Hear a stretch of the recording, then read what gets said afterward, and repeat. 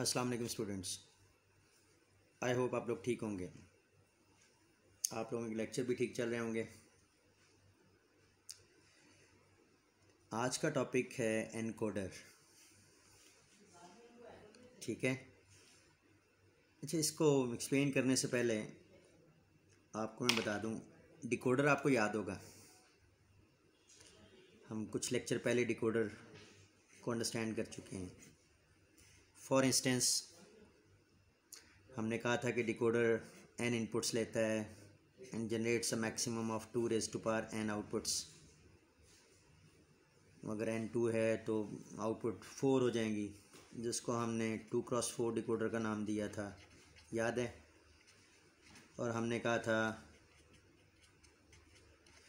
कि इस तरह से ये काम करता है कि अगर 0 0 अप्लाई करें आप, तो पहली आउटपुट पे 1 होगा और बाकी सब आउटपुट 0 होंगे। अगर 0 1 अप्लाई करेंगे इनपुट पे, तो सेकेंड आउटपुट पे 1 होगा और बाकी सब 0 होंगी। 1 0 पे D2 1 होगा और बाकी सब 0 होंगी। और 1 1 अगर आप इनपुट पे अप्लाई करें तो D3 1 होगा और बाकी सब 0 होंगी। इसका मतलब है कि अब जो कोड इनपुट पे अप्लाई करेंगे उसके मुताबिक कोई एक आउटपुट 1 होगी और बाकी सब 0 होंगी। फॉर इंस्टेंस अगर 1 1 है इनपुट पे, तो 1 1 का डेसिमल इक्विवेलेंट 3 बनता है, तो D3 1 होगी और बाकी सब 0 होंगी। तो एक वक्त में कोई एक आउटपुट 1 होगी और बाकी सब 0 होंगी। ठीक है। अब एनकोडर की अगर हम बात करें तो encoder is reverse to that of decoder as far as the operation is concerned. It means अगर मैं ब्लॉक डायग्राम की फॉर्म में बात करूं एक एनकोडर का, तो जो इसमें आउटपुट सी वो यहाँ इनपुट्स बन जाएंगी और जो यहाँ डिकोडर में इनपुट सी वो यहाँ आउटपुट बन जाएंगी। तो जो 2x4 का डिकोडर था, एनकोडर की अगर हम बात करेंगे तो वो 4 इनपुट्स हो जाएंगी और 2 आउटपुट्स होंगी। तो अकॉर्डिंगली मैं इसको 4x2 एनकोडर का नाम दूंगा। और लेट से 4 इनपुट्स हैं, इनको मैं I0 I1 I2 I3 label कर दूं और आउटपुट्स को X और Y से लेबल कर दूं।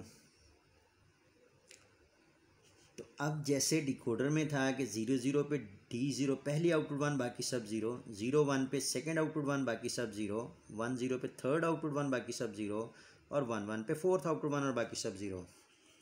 तो बिल्कुल उसके रिवर्स हम देखेंगे कि एनकोडर में अगर I0 पे 1 आए और बाकी सब 0, तो ये 0 0 आउटपुट पे जनरेट करेगा। यहाँ क्या था डिकोडर में, अगर 0 0 इनपुट पे अप्लाई करेंगे तो D0 1 और बाकी सब 0। अब हमने कहा कि अगर पहली इनपुट पे 1 आ जाए और बाकी सब 0, तो आउटपुट पे 0 0 जनरेट होगा। अगर सेकंड इनपुट पे 1 कर दें और बाकी सब 0, तो ये 0 1 जनरेट करेगा। थर्ड इनपुट पे अगर हम 1 कर दें और बाकी सब 0, तो ये 1 0 जनरेट करेगा।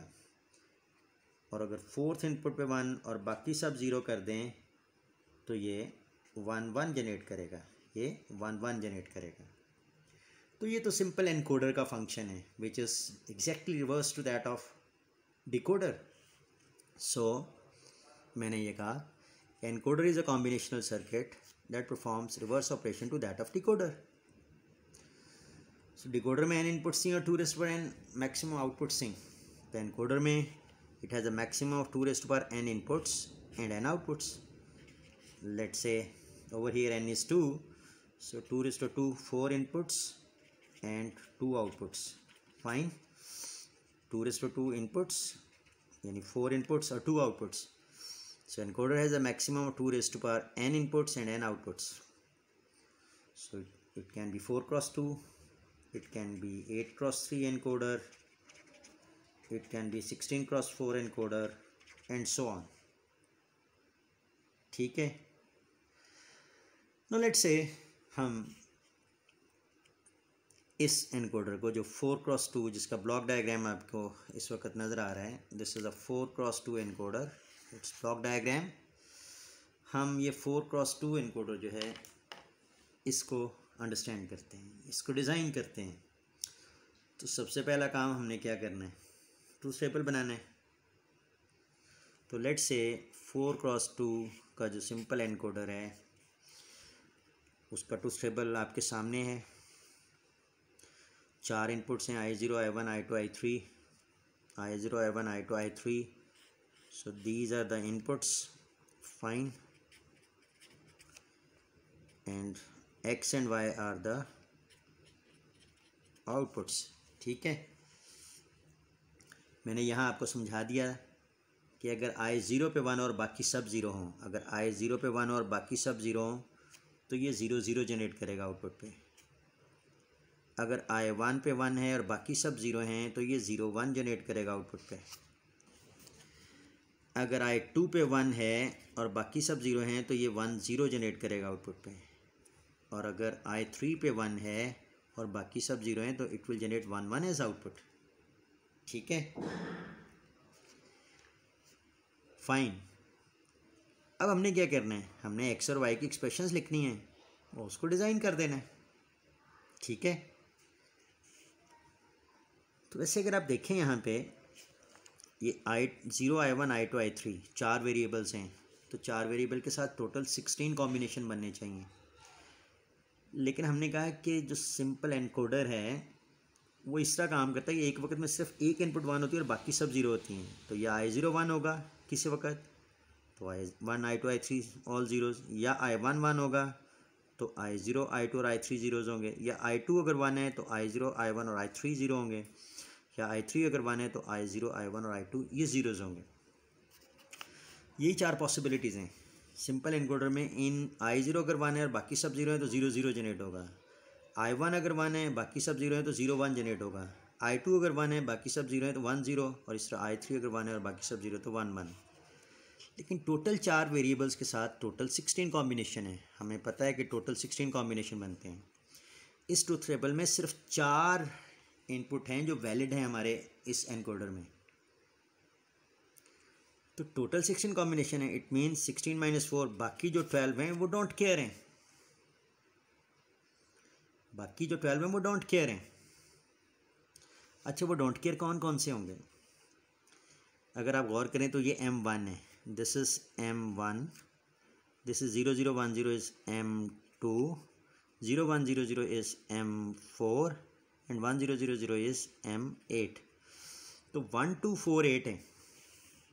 ठीक है, तो बाकी जो हैं वो अगर मैं डोंट केयर लिखना चाहूँ तो वो कौन सी होंगी? M0 नहीं है इसमें, 1 है, 2 है, ये M1 है, ये M2 है, ये M4 है, 0 1 0 0, और ये M8 है। 0 नहीं है, 3 नहीं है, 4 है, 5 नहीं है, 6 नहीं है, 7 नहीं है, फिर 8 है, फिर 9 10 11 12 13 14 और 15। ये सारी डोंट केयर हैं। कितनी है ये? 1 2 3 4 5 6 7 8 9 10 12। तो अगर इसको जहन में रखें तो हम अगर x की एक्सप्रेशन को सिंप्लीफाई करना चाहें तो पहली बात है 1 कहाँ कहाँ है? M4 पे, तो ये x के लिए यहाँ मैं सिंप्लीफिकेशन कर देता हूँ। वेरिएबल्स क्या हैं? I3, I2, I1 and I0। तो इधर I3 dash I2 dash I3 dash I2 I3 I2 I3 I2 dash, और इधर I1 dash I0 dash I1 dash I0 I1 I0 I1 I0 dash. तो अकॉर्डिंगली x कहाँ 1 है? एक तो M4 पे है, this is M0 M1 M2 M3, you know this is M4। ठीक है, M5 M6 M7 और M8, ये M4 है और ये 1 M8 पे है। यहाँ आगे ये वंस।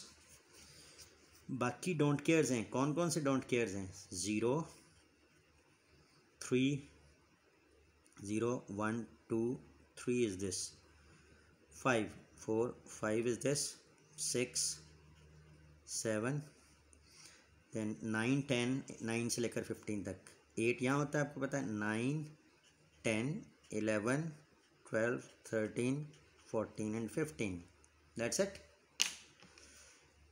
सो आप इनकी सिंप्लीफिकेशन कर लें। इस वन के लिए आपको पता है ये 8 का ओवरलैप बनेगा, और इस वन के लिए ये 8 का। ठीक है, कॉम्बिनेशन होगा तो क्या आ जाएगी एक्स की एक्सप्रेशन, ये 8 का जो कॉम्बिनेशन बना है इसमें आ जाएगा I2, ठीक है, इधर से 1, सॉरी I2 प्लस ये जो 8 का ओवरलैप हुआ है इधर common is I3, so I2 plus I3, so x की एक्सप्रेशन आ गई I2 प्लस I3। अगर आप गौर करें तो ये मैं एक्सप्रेशन डायरेक्ट भी लिख सकता हूँ यहाँ पे। लुक एट दिस, एक्स की वैल्यू 1 कहाँ पे है, पहला 1 वहाँ है जहाँ I2 1 है, so x is 1 when either I2 is 1 और x is 1 when I3 is 1। So x1 कब है, व्हेन I2 इज़ 1 और I3 इज़ 1। x1 कब है, व्हेन I2 इज़ 1 और I3 is 1। It means simple I2 और I3। तो मैं ये यहाँ से भी इंस्पेक्ट करते हुए ट्रूथ टेबल को, चूँकि x1 तब होगा जब या तो I2 1 है या I3 1 है। x is 1 when either I2 is 1 or I3 is 1। बाकी कॉम्बिनेशन वी डोंट केयर, लेकिन तो मैं यहाँ पे आई कैन सिंप्लीफाई इट, उसमें मुझे डोंट केयर पता होनी चाहिए। टोटल 16 कॉम्बिनेशन होते हैं लेकिन यहाँ सिर्फ 4 हैं जो वैलिड हैं जिनके लिए हम डिज़ाइन कर रहे हैं। तो अगर आप वो सारी डोंट केयर और फिर उससे के मैप में ले जाके सिंप्लीफाई कर लें तो वही एक्सप्रेशन आएगी I2 प्लस I3 जो मैं डायरेक्टली इस टेबल को इंस्पेक्ट करके लिख सकता हूँ। अच्छा, इसी तरह से आप y को भी यहाँ पे सिंप्लीफाई कर लीजिएगा, लेकिन I am going to write down this directly now. y कहाँ पे 1 है, y is 1 when either I1 is 1 और I3 इज़ 1। y कब 1 है, व्हेन I1 इज़ 1 और I3 इज़ 1। I1 इज़ 1 और I3 is 1, so it is I1 और I3, that's it। तो एनकोडर बहुत सिंपल है, इसका सर्किटरी बहुत सिंपल है, लेकिन ज़ाहिर है इसकी लॉजिक आपको समझ नहीं होगी। तो y के लिए आप यहाँ यू कैन सिंप्लीफाई दिस, ठीक है। तो मैंने ये डायरेक्ट इक्वेशन लिख दी। सो x is I2 plus I3 and y is I1 plus I3। तो हमें सिर्फ 2 और गेट यूज़ करने हैं और हमारा 4x2 का एनकोडर जो है वो बन जाएगा, ठीक है। चलें आगे देखते हैं हम। सो मैं ज़रा इक्वेशन इनकी दोबारा लिख लूँ। यहाँ पे x क्या है मेरे पास, I2 प्लस I3 और y क्या है, that is I1 plus I3। y is I1 plus I3, ठीक है। सो इट मीन मेरे पास 4 इनपुट्स हैं, I3, I2, I1, I0। x क्या है, I2 और I3। I2 और I3 को सिंपली मैंने और गेट से पास करना है and that is x। And what is y, I1 और I3। I1 और I3 को मैंने और गेट से पास करना है and this is y and that's it. ये हमारा 4x2 का एनकोडर डिज़ाइन हो गया, ठीक है। Very simple. ऐसे अगर आपसे कहा जाए कि 8x3 का एनकोडर डिज़ाइन कर लें तो आई होप आप लोग कर लेंगे, ठीक है, सही है। अच्छा, अब इसमें अगर आप देखें तो कुछ लिमिटेशन है। वो क्या है, एक तो ये है कि लेट से अगर मैं I 0 पे 1 दूँ और बाकी सब पे 0 दूँ तो मुझे क्या मिलना चाहिए। जब I 0 पे 1 हो और बाकी सब 0 तो मुझे आउटपुट पे 0 0 मिलना चाहिए। हम देखते हैं कि जब I 0 पे 1 हो और बाकी सब 0 हों तो लुक एट दिस, I 0 पे ये I 0 किसी गेट को नहीं जा रही, इस गेट को इनपुट्स हैं I2 और I3 और इसको I1 और I3। तो जब I0 1 होगा तो उस वक़्त इस गेट को, ये 2 इनपुट्स हैं, ये दोनों 0 हैं, तो यहाँ भी 0 आ जाएगा और इस गेट को ये दो इनपुट्स हैं और ये भी दोनों ज़ीरो हैं, तो यहाँ भी ज़ीरो आ जाएगा। तो आई ज़ीरो पे 1 और बाकी सब पे ज़ीरो आने पे ये 0 0 दे रहा है और यही देना चाहिए इसे। अच्छा, ये ज़हन में रखें कि ये जो सर्किट है ये हमने कहा कि ये बेसिकली ऐसी जगह पे हमें अप्लाई करना होगा जहाँ एक वक्त में किसी एक इनपुट पे डेटा 1 आ रहा हो और बाकी सब पे 0 हो। ठीक है, और हमने इसी तरह से इसको डिज़ाइन किया है कि किसी एक इनपुट पे 1 और बाकी सब पे 0। ठीक है, अकॉर्डिंगली ये तो अगर तो ये इस तरह काम करेगा, लेट्स से अगर i0 पे 1 है और बाकी सब 0 है तो 0 0 दे रहा है। इस तरह से अगर आप i3 पे 1 करेंगे, ठीक है, अगर आप i3 पे 1 करेंगे तो आप देखेंगे कि यहाँ भी 1 है तो ये भी 1 आ जाएगा और यहाँ भी 1 है तो यहाँ भी 1 आ जाएगा। तो i3 के 1 करने पे ये 1 1 दे देगा, तो फाइन। लेकिन इसमें एक प्रॉब्लम ये है कि लेट से मैं अगर सारी इनपुट 0 कर दूँ, i0 i1 i2 i3 for instance ऐसा कॉम्बिनेशन आ जाता है, अगर सारी इनपुट 0 हो जाएं तो तब भी ये 0 0 आउटपुट देगा, क्योंकि यहाँ दोनों 0 हैं तो 0 + 0 0 और यहाँ 0 0 + 0 0। तो इसका मतलब है कि ये 0 0 जो मुझे आउटपुट पे है ये दो डिफरेंट कोड्स पे दे रहा है। 0 0 0 0 पे भी मुझे 0 0 दे रहा है और अगर i0 पे 1 और बाकी सब पे 0, i0 पे 1 और बाकी सब पे 0 तब भी मुझे 0 0 दे रहा है। तो ये तो नहीं होना चाहिए कि दो डिफरेंट इनपुट्स के लिए ये सेम कोड आउटपुट पे दे। तो इस प्रॉब्लम को तो हम एक बड़ी आसानी से इसको रिजॉल्व कर सकते हैं, और वो ये है कि हम एक वैलिड आउटपुट जनरेट कर लें। ये वही ट्रूथ टेबल है, प्लीज़ सी, जो आपका पिछला i3 i2 i1 i0 और x और y जो 4x2 encoder i3 i2 i1 i0, ठीक है, ये इनपुट्स थी और ये x और y आउटपुट्स थी। स्वाय एक वैलिड आउटपुट हमने एक एडिशनल जो एज अ फ्लैग के तौर पे काम कर सकती है, ये एक एडिशनल आउटपुट रख लिया हमने। तो इसमें हमने वो वाला कॉम्बिनेशन कि दो डिफरेंट इनपुट्स पे सेम कोड ही नहीं, 0 0 0 पे भी 0 0 दे रहा है और 0 0 0 1 पे भी 0 0, ये तो ठीक है, 0 0 0 1 पे हमें 0 0 मिलना चाहिए, यानी i0 पे जब 1 हो तो 0 0। लेकिन इस चीज़ को अवॉइड करने के लिए कि जब 0 0 0 0 हो इनपुट पे तो हमने वैलिड आउटपुट एक रख ली, ये 0 होगी, इट मीन्स वैलिड आउटपुट 0 होने का मतलब है कि जो आउटपुट है वो वैलिड नहीं है, इनवैलिड है। और v पे 1 आने का मतलब है कि आउटपुट इज़ वैलिड। v पे 1 आने का मतलब होगा कि आउटपुट इज़ वैलिड। इसके मतलब ऑल ज़ीरोज़ पे अगर ये 0 0 दे भी रहा है तो वो वैलिड ही नहीं होगी, वैलिड आउटपुट इज़ 0। हाँ, बाकी कॉम्बिनेशन उसी तरह से कि अगर i0 पे 1 है बाकी सब 0 हैं तो 0 0 दे दे मुझे आउटपुट पे, valid is 1 which is valid. और अगर i1 पे 1 है बाकी सब 0 हैं तो 0 1 मुझे दे दे, ये भी वैलिड है। अगर i2 1 है और बाकी सब 0 हैं तो 1 0 दे दे, ठीक है, वैलिड है। और अगर i3 पे 1 है और बाकी सब 0 हैं तो मुझे 1 1 दे दे, वैलिड है, ठीक है।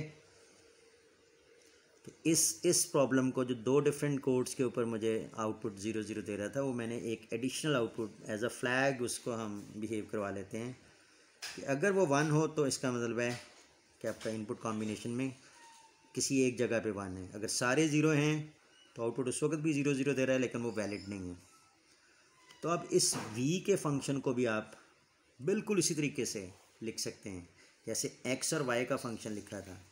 तो v का फंक्शन अगर मैं लिखूं तो जहाँ जहाँ 1 है, एक 1 है जहाँ i0 1 है, या 1 है जब i1 1 है, या 1 है जब i2 1 है और i3 इज़ 1। तो हम v को मैं लिख सकता हूँ i0 और i1 और i2 और i3, ठीक है।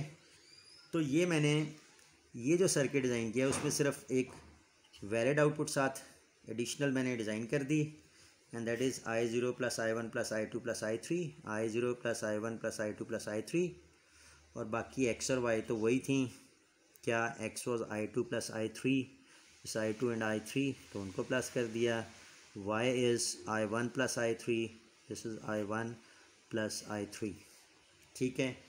तो ये this is same 4x2 encoder, ठीक है, दिस इज़ 4x2 एनकोडर, और साथ में वो जो एक प्रॉब्लम आया था उसको हमने इस वैलिड बिट के थ्रू उसको कर लिया। लेकिन यहाँ ये please keep in mind, encoder simple encoder, इसमें एक वक्त में सिर्फ एक इनपुट 1 होनी चाहिए, एक से ज़्यादा इनपुट 1 नहीं होनी चाहिए। अगर एक से ज़्यादा इनपुट 1 हो, फॉर इंस्टेंस लेट से मैं कहता हूँ जी कि I2 पे भी 1 है और I1 पे भी 1 आ जाता है, किसी ऐसी जगह आपने लगाया है इस डिवाइस को जहाँ एक वक्त में फॉर इंस्टेंस एक से ज़्यादा इनपुट्स आ जाती हैं, फॉर इंस्टेंस I2 और I1 ये दोनों 1 आ जाते हैं, तो क्या होगा? लुक एट दिस, यहाँ इसकी एक इनपुट 1 है तो यहाँ 1 आ गया, इस गेट की भी एक इनपुट 1 है तो यहाँ 1 आ गया, और भी तो ज़ाहिर है एक भी इनपुट 1 हो तो आउटपुट वैलिड है। लेकिन ये चीज़ 1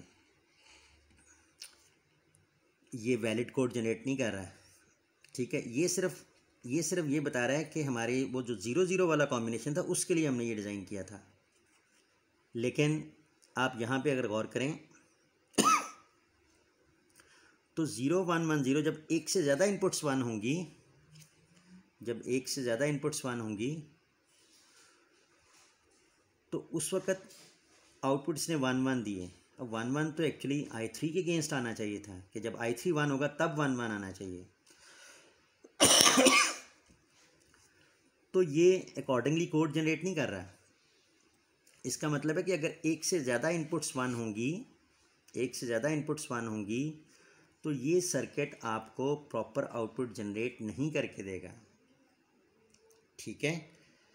जब एक से ज़्यादा इनपुट्स 1 होंगी तो ये आपको प्रॉपर कोड जनरेट नहीं करके देगा, क्योंकि इसके लिए हमने इसको डिज़ाइन ही नहीं किया। हमने इसको डिज़ाइन ही ऐसे किया है कि ये ऐसी जगह पे अप्लाई करें जहाँ सिंगल इनपुट 1 हो और बाकी सब 0 हों।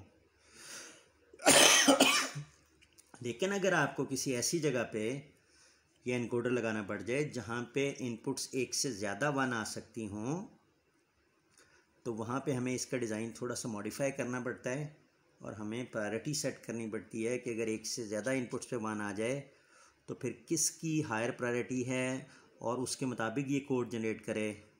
तो फॉर इंस्टेंस हम आगे देखेंगे प्रायोरिटी इनकोडर में कि अगर लेट से प्रायोरिटी इनकोडर हम डिज़ाइन करें और उसमें प्रायोरिटी जो लीस्ट प्रायोरिटी है फॉर इंस्टेंस वो I0 की हो और जो हाईएस्ट प्रायोरिटी है वो I3 की हो, तो इसका मतलब है I1 की प्रायोरिटी I0 से ज़्यादा है, I2 की प्रायोरिटी I1 और I0 से ज़्यादा है, I3 की प्रायोरिटी I2 और I1 और I0 से ज़्यादा है। तो उस केस में इसका मतलब अगर I2 पे भी 1 हो और I1 पे भी 1 हो, बाकी सारे 0 हों, तो I2 की प्रायोरिटी चूँकि I1 से ज़्यादा होगी तो कोड उसको I2 के मुताबिक 1 0 जनरेट करना चाहिए एंड सो ऑन। तो इसका मतलब है कि उस केस में हमें कुछ प्रायोरिटी इनकोडर डिज़ाइन करना पड़ेगा। This is simple encoder. तो इसमें अगर आप मल्टीपल इनपुट्स 1 करेंगे तो ये जो कोड जनरेट करेगा वो आपका कोई करेक्ट कोड नहीं होगा, ठीक है। ये valid bit please keep in mind, ये सिर्फ वो ऑल ज़ीरोज़ वाला कॉम्बिनेशन और जिसमें I0 पे 1 और बाकी सब 0 से ये अभी उसको हैंडल कर रहा था, ठीक है, सिंपल एनकोडर में, ठीक है। I hope it is clear. Thank you very much.